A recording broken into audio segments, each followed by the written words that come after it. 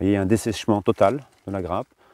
Tout le feuillage est impacté par des taches. Une mauvaise année pour le viticulteur en Charente, qui en plus a des problèmes de coulure. C'est-à-dire un problème de fonctionnement de la grappe au moment de la floraison. Vous avez des grains normaux et des petits grains et qui vont tomber. Et donc ça aussi, ça fera un problème de rendement au niveau de la récolte. C'est de la faute aux températures moyennes et à la pluie qui est tombée au moment de la floraison. Le manque d'ensoleillement a entraîné la progression du mildiou dans certaines vignes du Cognac, mettant parfois en péril la récolte. Outre l'impact financier, il y a l'impact psychologique. C'est une sorte d'échec.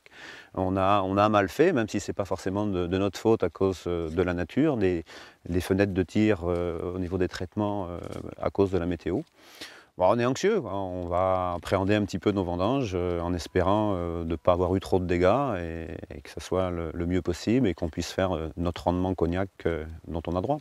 Christophe Brandy exploite 25 hectares de vignes dédiées au cognac. Lui ne s'estime pas trop touché. De plus, il fait partie d'un réseau témoin qui lui permet de faire de la prévention.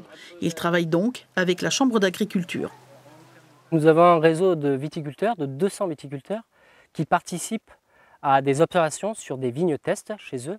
Et donc sur ces observations, on édite un bulletin de préconisation. Et ce bulletin, on le retranscrit à l'ensemble des viticulteurs pour leur donner des préconisations, des conseils. Il n'est pas certain que les vignerons puissent atteindre le rendement autorisé à 10,83 hectolitres d'alcool pur par hectare. Il faudra attendre la récolte.